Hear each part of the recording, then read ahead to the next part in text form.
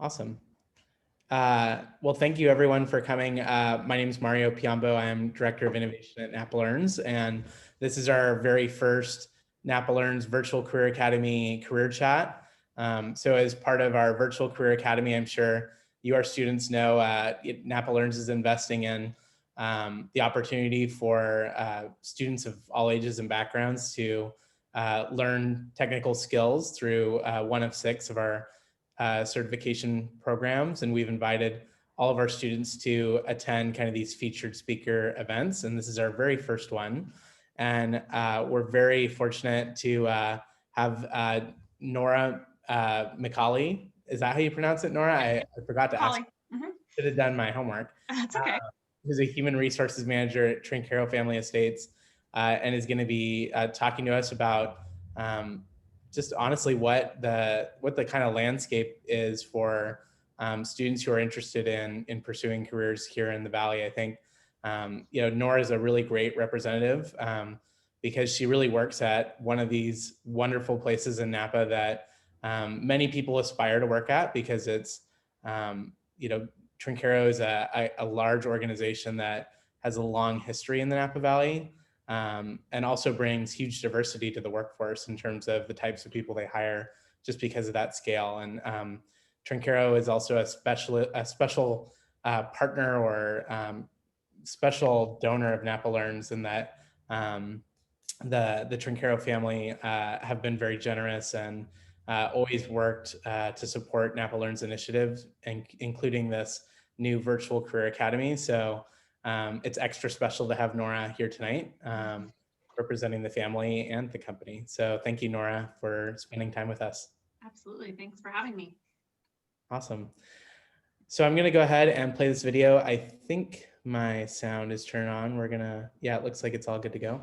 So I'm going to cue up this video to give a little background on Trinchero Family Estates. When Mario and Mary Trinchero planted their roots in the Napa Valley, they had little more than a dream between them. Over the years, those roots grew stronger, and with belief, persistence, and unwavering optimism, the family business flourished. A lot has changed since then, but one thing remains the same: the Trinchero family's commitment to each other and to their extended family at Trinchero Family Estates. Now, at 70 years, Trinchero Family Estates isn't slowing down. We know what it takes to succeed. By continuing to invest in our vineyards, infrastructure, our brands, and most importantly, our people.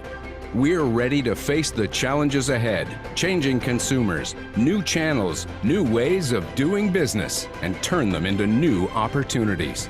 We've got award-winning brands, strategic partnerships, and dedicated teams all across our organization. From winemaking and operations to our unrivaled sales department, it's our people who make Trinchero Family Estates a world-class company.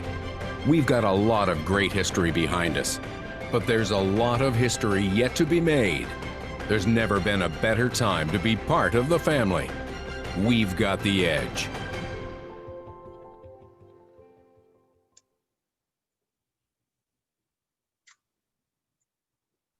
And with that, I'm going to go ahead and turn it over to Nora. Okay, so let me share my screen here. I just turned it on. Okay, great. I was like, okay. Let me just get in presentation mode here.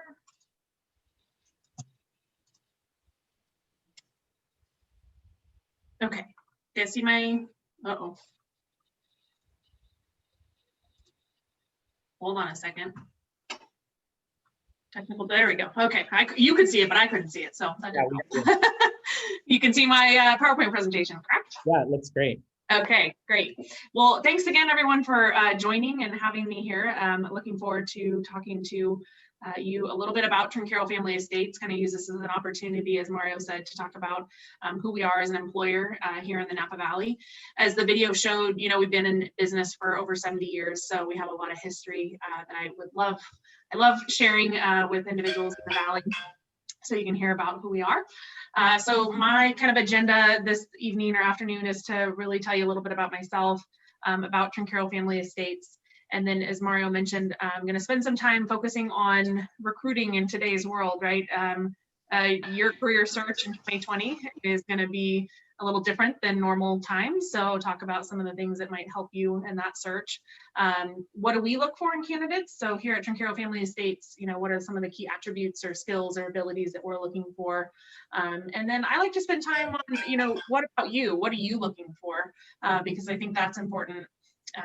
So you don't settle or find something that ultimately is not your lifelong dream career. And then we'll open it up for question and answers. Feel free to pop any questions through Mario or directly to myself. So a little bit about myself. Born and raised here in wine country, but the other wine country, Sonoma County. So born and raised in Petaluma. Didn't really think about working in the wine industry. It took me an opportunity to actually become a marketing intern here at Trinchero Family Estates.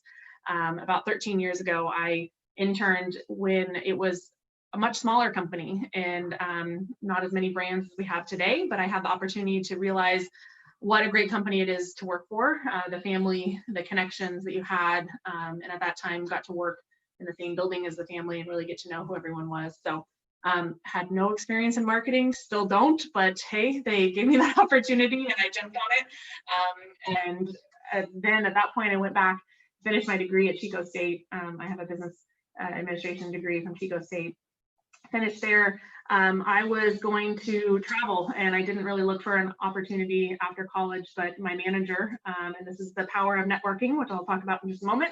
My manager from marketing called and said, hey, they're looking for a temp in human resources to help with all the harvest recruiting. And is that something you're interested in? And I just knew I wanted to come back and work here. Didn't know what I wanted to do. And here I am 12 and a half years later. So obviously something worked. I've been in human resources, originally focusing specifically on employment and recruiting. So that is kind of my passion. And, when Mario and Meg reached out, it was certainly an opportunity that I love to talk about. But over the years have become more of what we would call a generalist. So in the human resources area, you have, front of the house, back of the house, kind of HR activities, and I would be more of an HR business partner, which I'll talk about in just a moment, and what that entails. I have the opportunity, some of you have maybe visited our West Side Winery out in Lodi. So, not the traditional Napa winery that you've seen here and what got us started, but the family took the opportunity to move a lot of our production out to the Central Valley in Lodi. So I took that opportunity in my professional career to actually move to Lodi myself and live there for 2 years. And during that transition, we transferred about 80 employees from Napa Valley operations and winemaking departments to work out there. Some physically moved like myself, and some to this day still commute. So on a daily basis, because they live and they love Napa Valley. So they just wanted to continue working here, and we couldn't guarantee them a position here in the Napa Valley when we opened that facility. So the biggest change in my professional career and the company's career or history, I should say, as well. So West Side is out. It is east of here, but it is on the west side of I-5, on the west side of Lodi. So that's why we call it that. And then this last year, I had the opportunity to be a part of Leadership Napa Valley, Class 33. Best class ever. If anyone's been in Leadership Napa Valley knows that. So a great opportunity to meet new people in the valley. I have worked for Trinchero Family Estates for over 12 years, but was new to Napa. I never lived in Napa myself. Wanted to learn about the industry, the other industries, I should say, here in Napa Valley, get to know people, and really be a part of the community. So one of the best experiences I've ever had, very fortunate to be a part of that. And while our graduation and practicum night was cut short with COVID, it was still a great experience. So I encourage everyone to get involved in the community if they can. And so what is an HR business partner? Outside of employment and recruiting that I talked about earlier, really it's exactly that. I'm a partner. I support operations and supply chain departments here at Trinchero Family Estates. Operations is the largest department. We have about 360 employees in that department. And that's everything from bottling, maintenance, engineering, environmental, distribution, different frontline employees like that. So I actually, during COVID, have been coming on site every single day. I'm up in St. Helena at the winery because our frontline employees are here working to get our product out the door. So I'm a partner with the vice presidents of operations and supply chain currently. In my past, I have supported almost every department: marketing, sales, IT, finance. And when I was out in Lodi, I just had that facility, so I had a lot of other responsibility.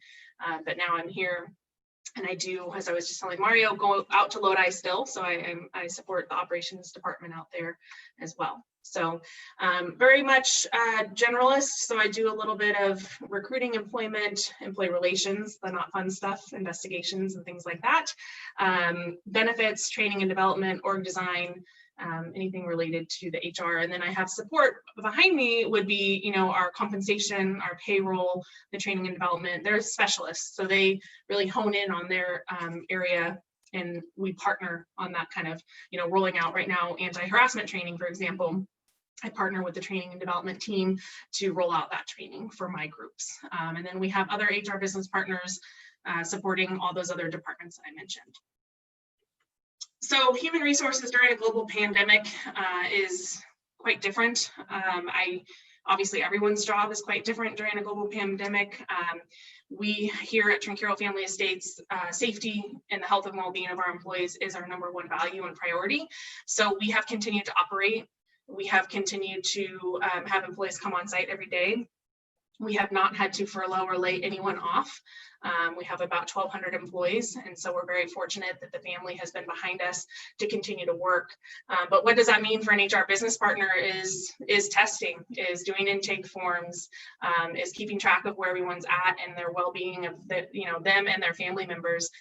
So it's been quite a change for me to adapt. I haven't really done my day job in about 9 months, but wouldn't have it any other way, because I'm here, supporting the company, and our ultimate goals of, again, getting product out the door, but keeping our employees safe is #1. So we've implemented all the COVID protocols, social distancing, mask wearing, all that. And again, we have not had, knock on wood, thank you, any outbreaks or anything like that. Of course, we've had positive cases, but we have been able to manage and mitigate to the best of our ability. So that's a little bit about myself. I know Mario played the video, so I thought I would touch on that a little bit more about who we are here at Trinchero Family Estates.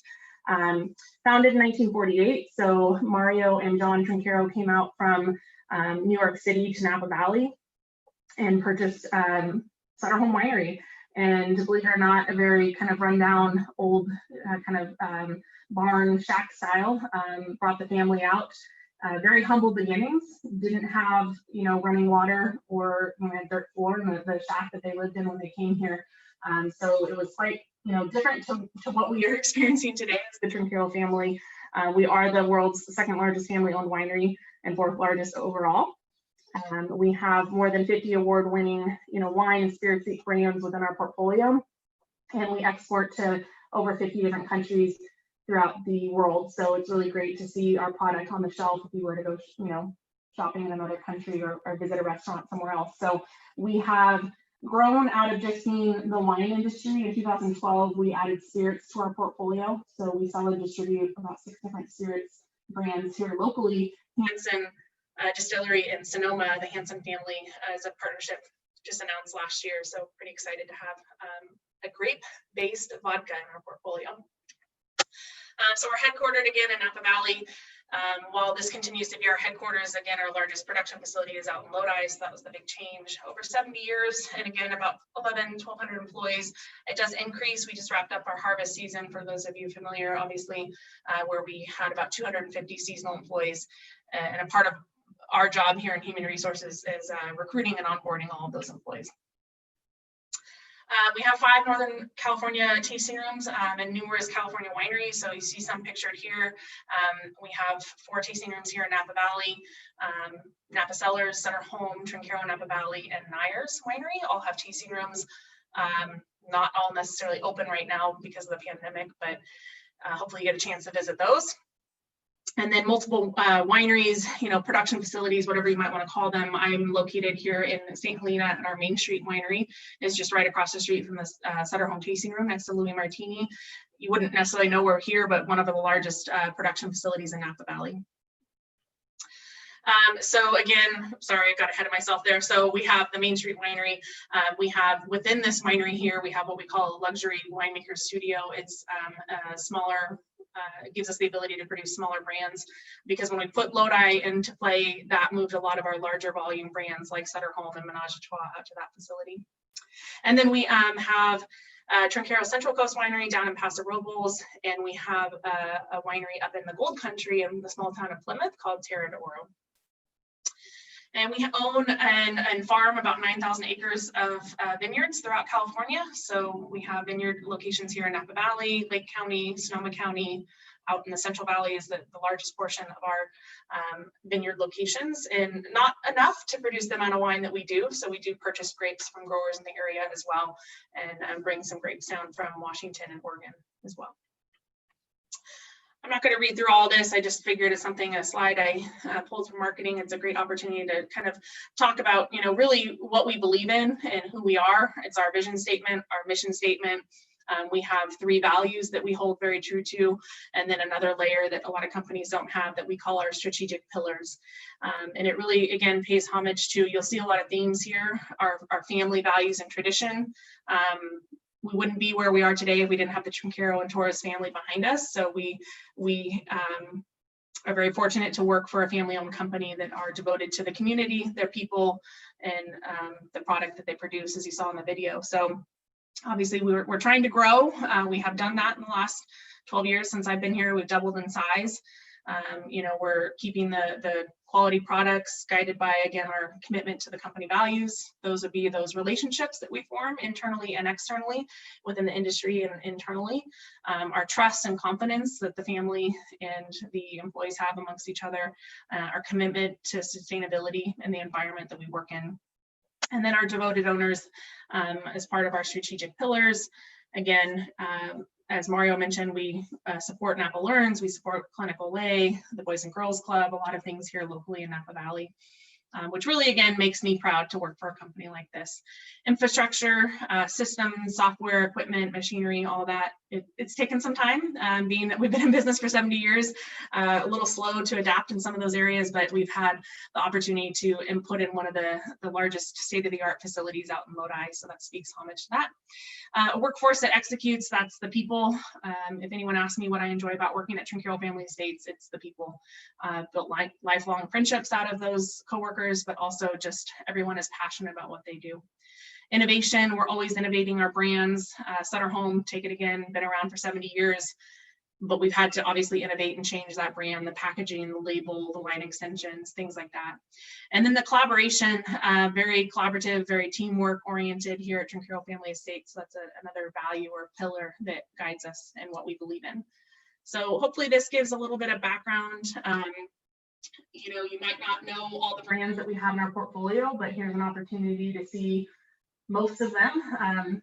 I joke that I work in HR, I try to keep up with sales and marketing on what they're doing and changes that they make, but this is our brand grid, our brand portfolio. As you can see, we reach a wide variety of consumers. You have Trinchero Napa Valley, our flagship winery, our most luxury tier in our portfolio. And then you have Sutter Home, that's America's wine, been around for 70 years, a much lower price point, but you have people that have been following and consuming that brand for many, many years. A few newer projects or brands added to this portfolio. We have a lot of import brands, so people don't realize, but we're bringing wine in from South America, Italy, Spain, Australia, things like that. And then our spirits division, as I mentioned, there at the bottom. And then Del Mar is a wine seltzer. So those of you that are consuming White Claw and Truly, hope you can switch over to enjoy Del Mar. It's actually a wine-based seltzer that we've just launched this year. So pretty excited about that. So do we want to pause and ask questions along the way, or do we want to save it for the end?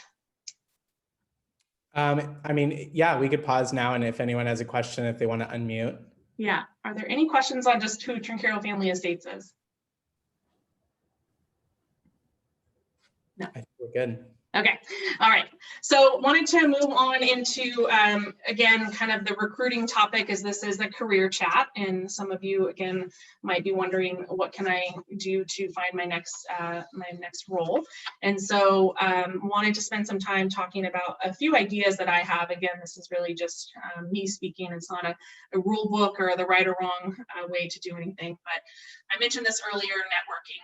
I think during a global pandemic, it's even more important that we all be touching base and reaching out to our friends and family, asking how people are doing, but use this as an opportunity because you can leverage those connections or network that you have here in the Napa Valley, externally as well, because let's face it, right? We don't all have to come on site anymore. And so you have that opportunity to network with an employer you might never have thought about working for because they aren't in Napa Valley. But there could be an opportunity for you to work remote or vice versa. So something to, I think, take advantage of this time and really network as much as you can, getting your LinkedIn profile. That's a huge resource and things that I'm a big proponent and supportive of.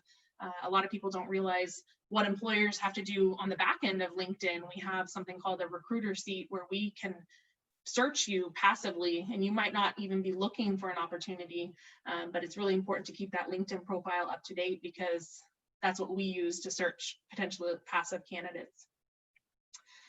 Your application, whether it be your resume or your cover letter, pretty straightforward information here, but always trying to keep your resume concise. The rule of thumb to a college student is to keep it one page, right? Because you probably don't have that much career experience at that point. So keeping it one page, concise, using different formats, bolding, fonting, whatever it can do to kind of highlight your key accomplishments. Because let's face it, on a daily basis, I can look at over 100 resumes in a day. So what are you doing to make yourself stand out on that resume? And the cover letter, cover letters sometimes can be overlooked. It could be seen as fluff and things that recruiters aren't necessarily looking at, but I do read them because that is the opportunity where you have the chance to personalize. And I say that because time and time again, I will get a cover letter that said, I'm applying for Constellation's position, X, Y, and Z. Well, I'm not recruiting for Constellation.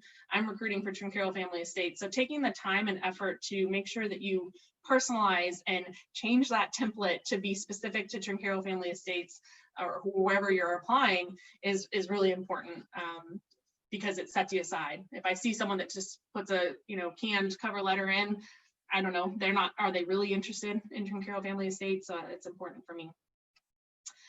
Phone interviews, I think, is something, believe it or not, Trinchero Family Estates, that's the first step of any interviewing process, pre-COVID, during COVID, whatever it might be. We've always done phone interviews.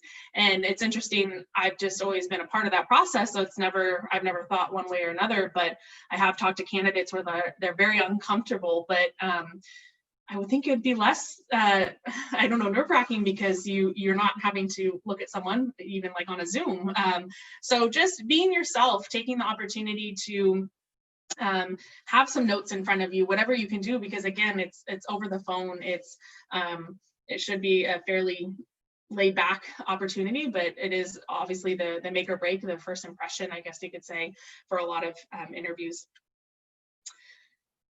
Virtual interviews, we're in that phase of the global pandemic where we are doing, at the beginning, we weren't allowing any guests on site. And so we were only doing virtual interviews.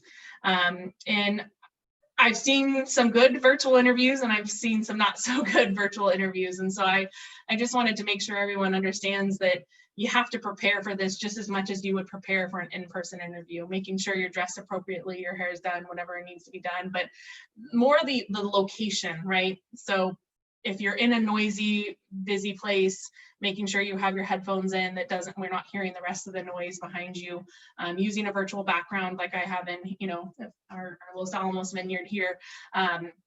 Things like that kind of show a little bit higher level of professionalism and that you prepared for that position or that interview.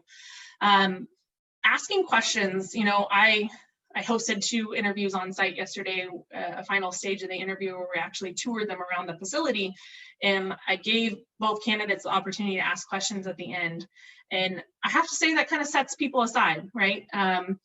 if you've prepared and you have questions, sometimes they get answered during the interview process, that's fine, but always have at least 1 to 2 targeted questions to ask the recruiter at the end of the interview, because that, again, shows your interest, shows that you were prepared, you know, and I think it really can set someone aside in the interview process. And then we have something here at Trinchero Family Estates we call a model interview. This was actually something we've implemented a few years ago. And when we get down to, you know, our final 1 or 2 candidates, we actually have them prepare a PowerPoint presentation. So it gives us the opportunity to have them in front of a group of people. We did them via Zoom here last week, but pre-COVID, we would bring you in and put you in a large conference room and give you that opportunity to interact with others. But it's kind of like answering the number 1 question, tell me a little bit about yourself, right? So you give an opportunity, kind of like I did a bio introduction slide. What would you accomplish in the first 30, 60, 90 days as a new employee here at Trinchero Family Estates? Talking about your experience, your education, what got you to where you are today, but it's all in a PowerPoint presentation. So we get the opportunity to see, 1, your presentation skills and, you know, building a PowerPoint, but also public speaking. It can be a little nerve-wracking. I have seen, you know, some candidates very nervous in the process, but I also think it's a real life scenario, right? So if we're looking for someone that's going to lead a training or something, it's even more important that they can be successful in that kind of interview process. And we typically invite, you know, the HR team or the recruiter, but also members from cross-functional departments as well, just to meet the candidate. Understanding the unknown, I think, is it's going to be hard for anyone to dabble in this area, but as a potential candidate for any employer, I think having the understanding of the unknown and the patience. I've had a lot of employees ask, well, okay, I'm remote right now, when am I going to come back to the office? I don't know. I really can't tell you that. And so being willing to have that patience and flexibility is really important as you're searching for your next job, whether you're unemployed and searching or considering changing while you're employed. I think you have to be flexible to adapt. I have to say TFE, and that's Trinchero Family Estates, was very apprehensive on the whole work from home thing before the shelter in place went into play in March. And so it was like, hey, spring in action, we're all working from home. And now we have, I would say, probably 80% of our office, you know, employees are working from home. So understanding that that could change at any given time, and just being patient and flexible in the process.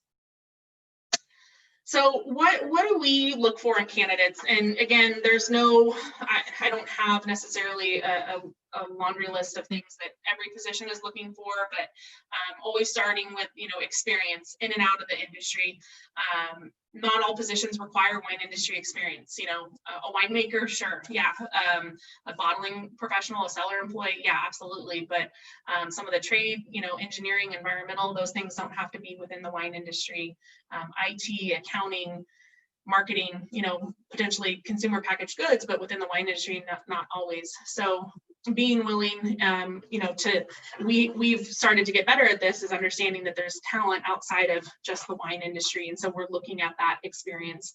I don't have it listed here, but internships, I think I did 2 internships myself in college, one of them being here. And then I went on to build our summer internship program. I didn't add anything here, but I'll use it as a kind of recruiting plug. You know, I went from being the only intern in 2007 to having, I think, 25 interns in our largest kind of intern class. It's a summer internship program. It's a 10 to 12 week paid opportunity for students in college to come in and work in their respective area, learn a little bit more about the industry and the department, and apply their coursework. So I think if you aren't gainfully employed now, seeking out internships is a great opportunity to get, you're interviewing the employer just as much as we're, you know, interviewing you.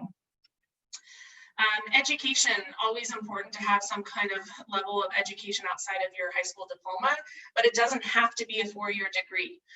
Certifications, associate's degrees, those are, you know, in specific areas of our business are very important for us. You know, we have a lot of the trades, so our mechanical, our engineering, we have, you know, bottling and facilities maintenance. We have controls, all the PLCs, the automation, for those of you that have seen our West Side Winery.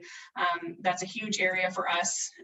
IT, you know, even in HR certifications. So really encourage candidates, you know, we're in most positions looking for some level of education, and in some cases an MBA, right? If we're looking for a leader or a higher level executive position, of course, we're looking for some kind of continued education in the MBA space.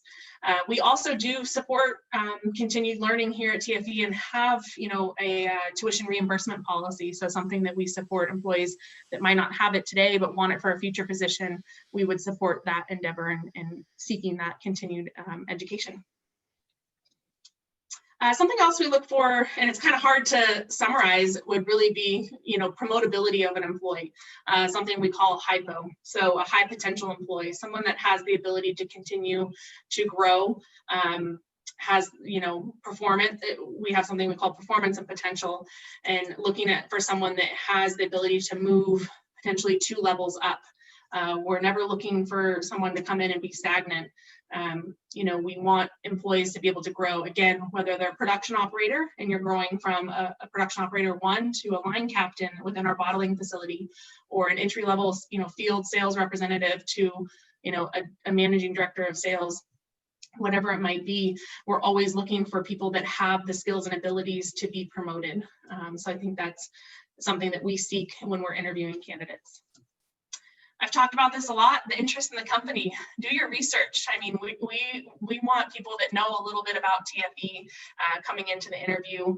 You know, when a question I always ask, why are you interested in Trinchero Family Estates? What are you looking for in your next employer? And I'm hoping they say some of those keywords that are things that I've, you know, why I work here, and show that they've done a little bit of research.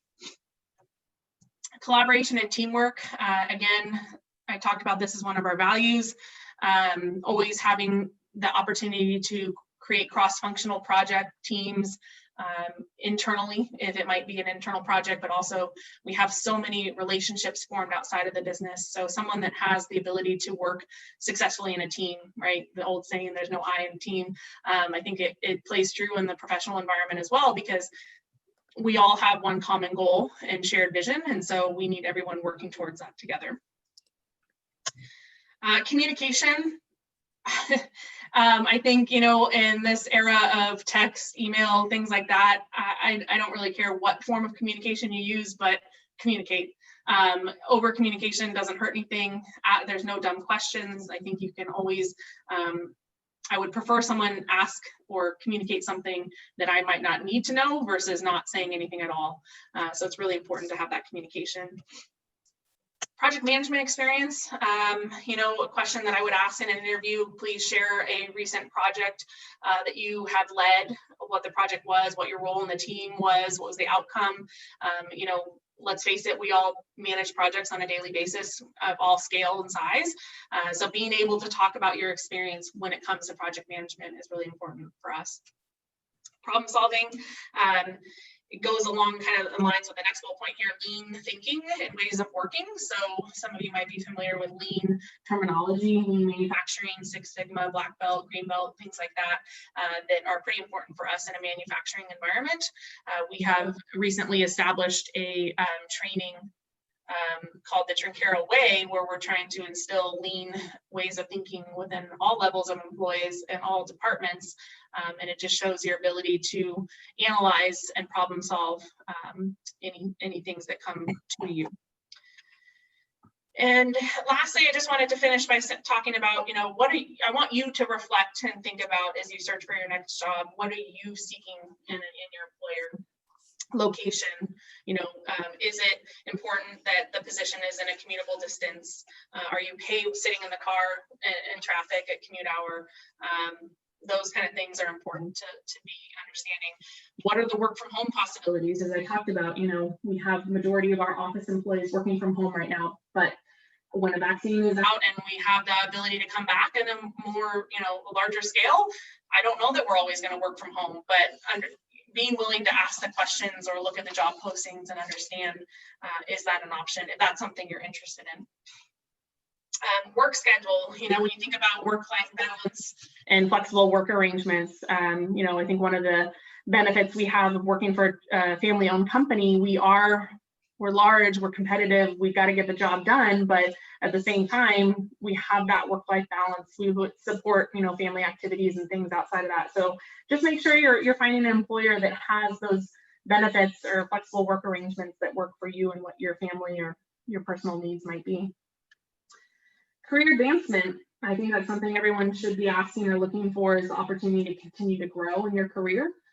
So having that ability to ask the questions about what does the career path look like for this position, or what is the next level for me, is important for me. And again, I would hope it would be important for you, as well as the work environment. Be willing to ask questions. What's the culture like? What is the team like? What's the dynamics?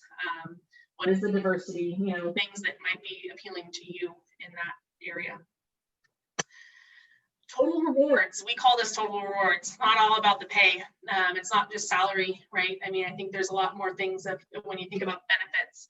Trinchero Family Estates has one of the better benefit packages in the industry, our 401k and profit sharing. So make sure you're seeking an employer that has, yeah, sure, a great base salary, but I think really, you know, benefits these days and the cost.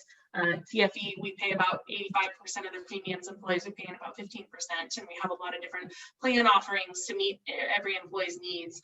So I think it's important to be looking for, you know, an overall package for you and your family. And then company values, you know, I started with that slide at the beginning so you understand what our company values are. And I think it should be something that you're seeking is, again, does it tie, let's face it, right? We all spend more time at work than we do at home sometimes. And so I think it's a value that you should be seeking to understand what's important to the company and what their goals are. So those are a few things, again, that I just wanted to share with you on recruiting and searching for your next job. I would open it up to any questions anyone might have. Awesome. Thank you, Nora. Yeah. Does anyone have any questions? Because I definitely do. Let's see, I might start with a couple here. So as you were talking, I was thinking, you know, a lot of the students who are in our certification programs really have their eyes set on technical careers. Mm-hmm. And I was wondering if you could kind of, I think a lot of people think of the wine industry and you don't, I think, you know, you don't think technology. That's not the very first thing that is top of mind. Yeah. So could you maybe talk a little bit about the role of technology at Trinchero Family Estates? Absolutely. I think, you know, a lot of people don't realize how much technology is required to run an operation, like you said, this size. So we have a very robust, you know, IT department itself, if you want to think about that technology. They kind of split into a few different areas. You have your service desk or client services, you know, desk help. If I have a question on my computer, right, or my laptop, you have the support there. You have our project management office, so the IT support that manages a variety of different projects. So winemaking could have a new software they're implementing in the winemaking department, but we need someone that has the IT technical background to be able to manage that project and put all those pieces together. And then we have something we call our business process support. So I don't know if anyone is familiar with SAP. It's a large ERP system that we have had for about 20 years. Almost every department touches SAP. I use it as an HR perspective. You know, sales uses it, supply chain, winemaking. And so that's a hub for us. And so we have analysts that help support us in that area. So I'm the user of supply chain, but someone in, or excuse me, SAP, but someone in IT is what we would call analyst. So again, the back end support of the IT space.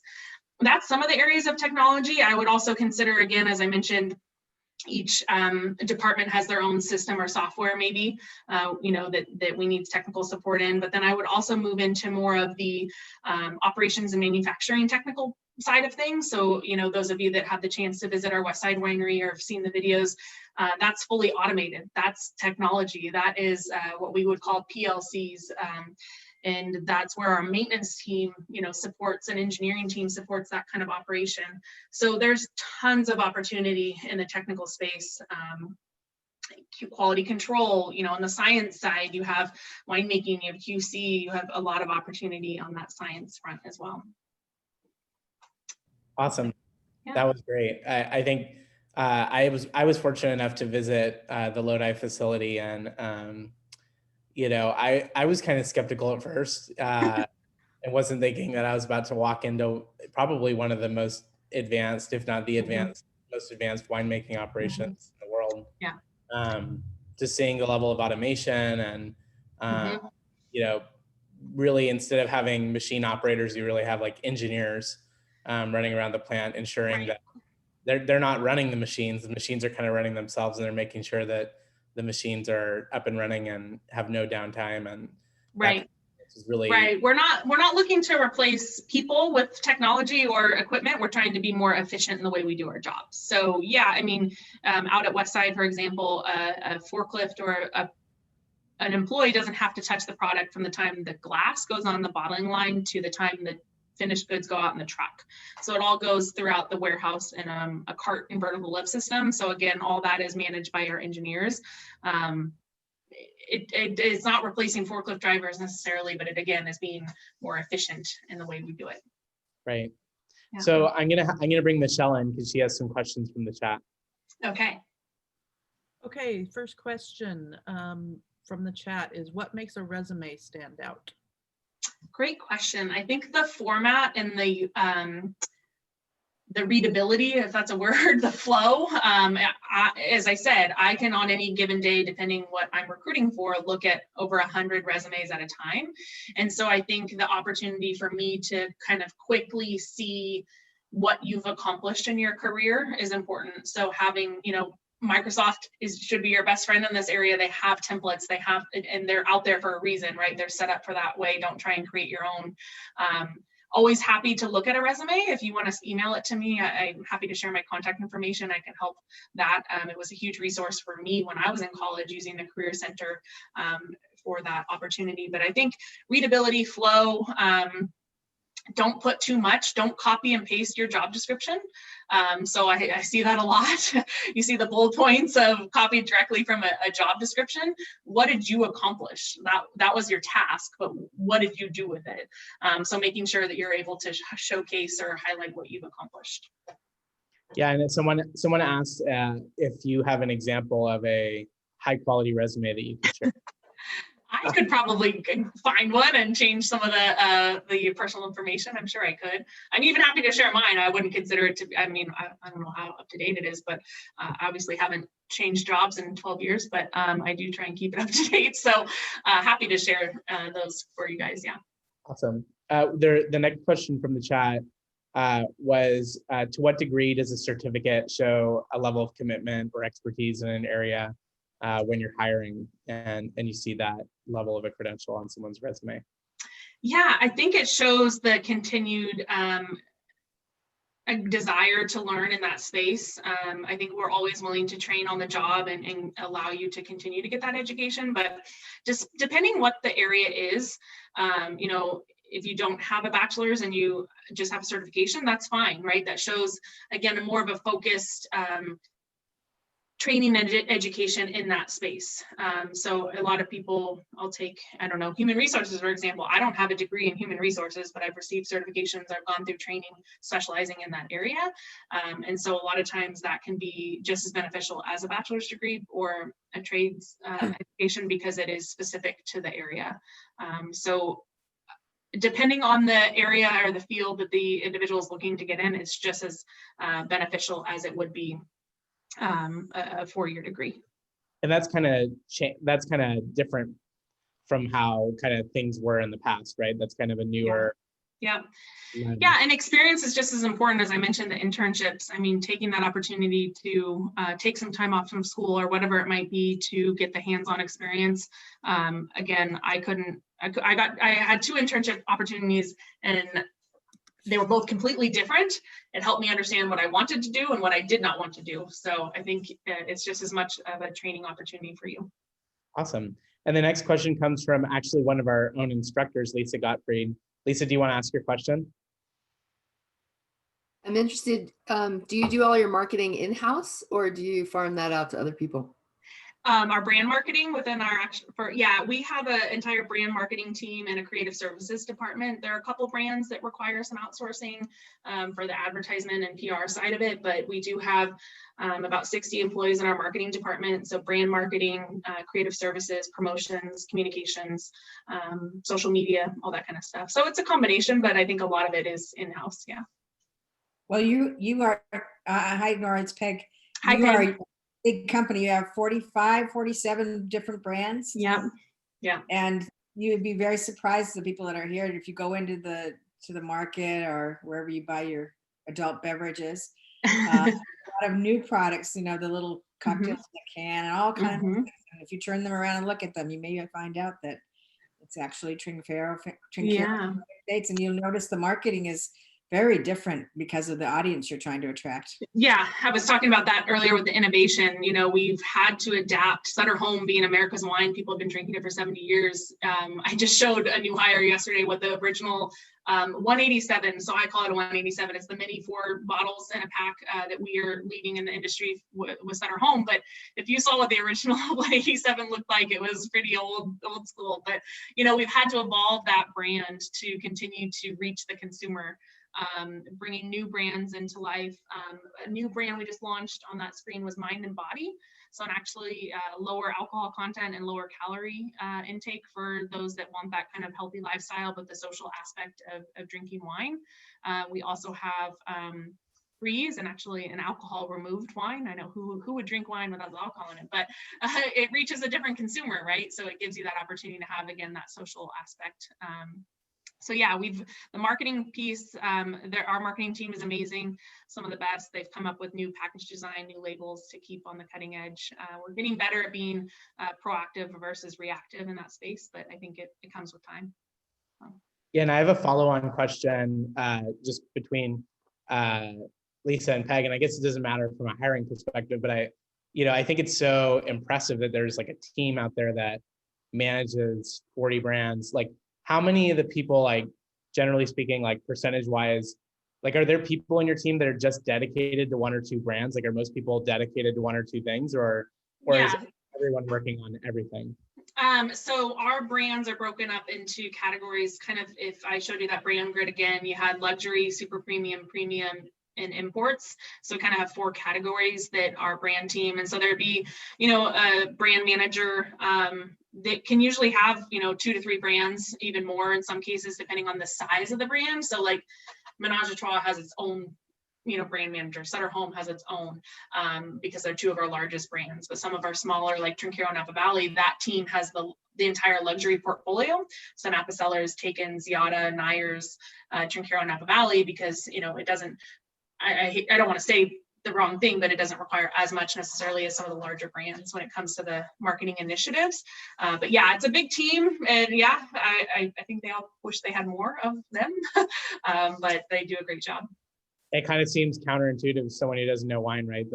The more expensive luxury bottles require less and manpower. Well, it's a different consumer too, right? So I think most of our luxury brands are found on premise, which would be in the restaurants, right? Which is suffering right now, unfortunately, with a lot of the restaurants closing. So we adapted there. So you might not know, but Joel Gott is one of our brands on our portfolio, offering it in a 375, which is a half bottle size. So giving the restaurants those opportunities to, if they can do the take home stuff, purchasing from the restaurant directly. So we've adapted there. Had to bring back a lot of our kegs. So a lot of restaurant bars have the wine in a keg on tap, and we've had to repurpose that wine, but we're adapting. Yeah, that's awesome. What other? Oh yeah, I have a question, but I don't know. I had to do my own webinar earlier trying to promote Napa Learns. So I'm sorry I was late, but Okay. by the way, if anybody gives $250 to napalearns.org today, we will get you a luncheon at a winery. I won't cross sell. I don't want to sell another. You can probably see what I'm talking about behind me here. There's a little logo, but Nora, I was told by Kent, one of your VPs or directors, that you guys used to do college internships. Yeah. And you don't anymore. Are you have any plans for doing that, or are you going to continue, or do you do them? We do them, yeah. So I talked about it briefly earlier, but I will take an opportunity to plug it more. So we do a college internship. It's a summer internship program. So when I was here, I was the only intern in the company in 2007. I was rehired in 2008, and in 2010 was kind of the first year I had an actual program. So our summer internship program gives the opportunity for students to come in a variety of different departments, IT, operations, supply chain, vineyard, hospitality, marketing, environmental. So we've had, last year was a little funky with the work from home capabilities, but the year prior we had 24 summer interns working at all different facilities. They come in for about 10 to 12 weeks. We typically do similar to this. We do like a lunch and learn format where they get to learn about different areas of the company. So they might be working in marketing, but they get an opportunity to learn about vineyard. So we bring in different leaders and they do a similar lunch and learn format and tours of the facilities. We did those as well. And then they get a project. So each department head is responsible for assigning a project that they're working on throughout the summer to apply their coursework, but also benefit the company. And then at the end of the summer, they get up in front of our classroom. So very similar to a school project, and have to create a short 10-minute PowerPoint presentation where they talk about, what they worked on, how did it benefit the company, and great opportunity to toot their horn. We've hired about, I would say we're probably up to about 25 of our interns throughout the years have been hired full time. And that's our ultimate goal, is to convert interns to full time if the opportunity arises, right? So we just, out of last year's class, I would call it, again, quite different because most of them were working from home. So all of our activities were done virtually. So they didn't get a tour, but they did lunch and learns via Zoom, and they presented their projects via Zoom. So some of the interns I never even got to meet in person because they were living in Washington or Arizona or whatever it might be, but they still had the opportunity to work for TFE. Do they get paid? They do, yeah. And would you ever consider doing interns that are not in college, but might be part of the Napa Learns Virtual Career Academy? Yeah, it depends on the area and what we would have to kind of see what the curriculum and what the project we would have in play is, but I would consider it absolutely. Awesome. Thank you. Awesome. Michelle, do we have any more questions from the chat? You're on mute. You're on mute. Sorry about that. Had a question about bilingual employees. How many, do you have a need for bilingual workers? What do they do? And do you offer bilingual pay? But I don't know what bilingual pay means necessarily, but yes, we do have a large workforce of bilingual employees. A lot of our typical requirement is that employees can speak, understand English, because majority of our safety training, which is our #1 priority, is done in English. They can prefer to speak in Spanish, that's fine. But we have 4 members of the HR team that are bilingual. We have quite a few production and seller supervisors that are bilingual that help with that as well. But diversity is another priority for us as an employer, and trying to bring in diverse employees. So yeah, we have a large workforce of bilingual employees, prominently in the frontline vineyard operations, bottling and cellar, but happy to see diverse candidates in all levels as well. Great. Okay, if there aren't any other questions, I think we'll wrap it up. Thank you so much, Nora, for Absolutely taking time to be with us this evening. It was great to hear from you and get insights. Well, actually, one last thing that you kind of covered, but how important is it to have a digital presence, and what does that look like? Because I know you talked about a resume, and I think you touched on LinkedIn, but how much? We hear a lot that when you submit a resume, it goes through an automated system and it automatically pulls out. And can you dispel some of that, or talk a little bit about how important is kind of having a digital presence, and how do you guys use technology to screen people? Yeah, so great question. Our applicant tracking system is what it's called, and ATS is how you apply. We receive your resume and we kind of parse them. They come through where we can actually see the PDF or the Word document, whatever you supply. So that's what I look at. I don't just look at the fields you fill out. But I think in an age like today where our unemployment rates are super low and people aren't necessarily looking because some people are afraid of changing jobs during a global pandemic, we leverage resources and technology like LinkedIn. So as I was mentioning earlier, LinkedIn has a recruiter tool that I would have where I can passively search. So if I post a job and I'm just not getting any candidates, I will then launch a LinkedIn search where I have the ability to search based on keywords, experience, education, companies. So I can target another company and search, marketing managers at Gallo and, find a pool of candidates to then reach out to. It's a passive game.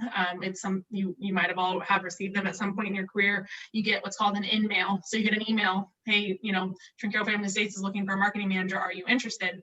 So the response rate isn't great, but I think the more you can have your presence, in the digital space up to date, as I talked about, always having an up-to-date resume and an up-to-date LinkedIn profile is important, because if you might be satisfied where you're at right now, but your next employer could be out there searching for you and you don't even realize it.